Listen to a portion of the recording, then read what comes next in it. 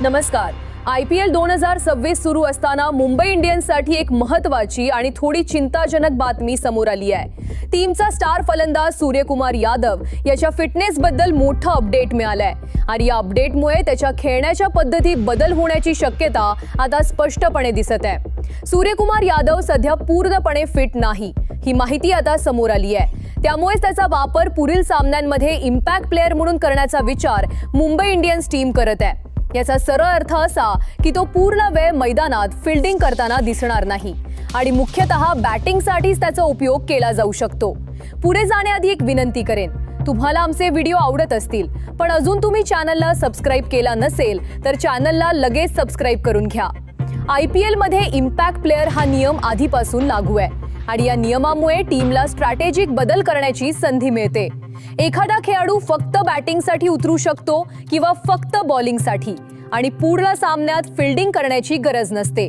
आता हाच नियम वापरून सूर्यकुमार यादवला जपण्याचा निर्णय टीम घेत आहे। ही परिस्थिती अचानक आलेली नाही।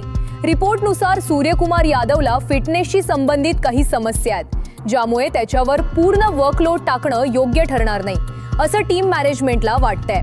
त्यामुळेच त्याला नियंत्रित पद्धतीने वापरण्याचा प्लॅन तयार केला जात आहे। मुंबई इंडियन्सचे मुख्य प्रशिक्षक महिला जयवर्धने यांनी स्वतः याबाबत स्पष्टपणे सांगितलंय की सूर्यकुमार यादव हा टीमसाठी खूप महत्त्वाचा खेळाडू आहे आणि आम्हाला त्याचा योग्य वापर करायचा आहे।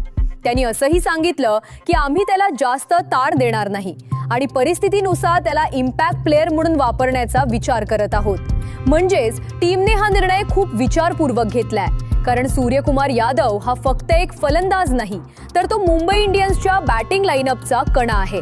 त्याची उपस्थितीच विरोधी टीमसाठी दबाव निर्माण करते, त्यामुळे त्याला पूर्णपणे बाहेर बसवणं टीमसाठी शक्य नाही, पण त्याच वेळी त्याच्या फिटनेसचा धोका देखील घेता येणार नाही।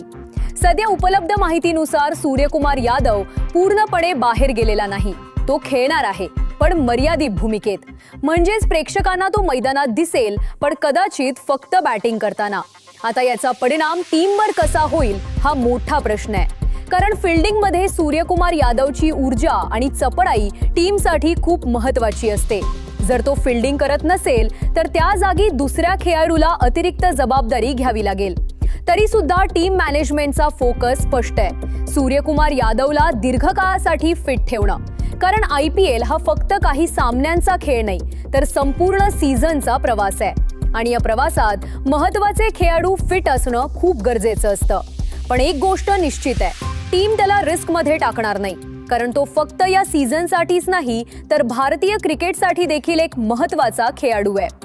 आता पुढील काही सामने खूप महत्त्वाचे ठरणार आहेत। सूर्यकुमार यादव इम्पॅक्ट प्लेयर म्हणून कसा परफॉर्म करतो आणि टीमची ही स्ट्रॅटेजी किती यशस्वी ठरते हे पाहणं खूप उत्सुकतेचं असेल।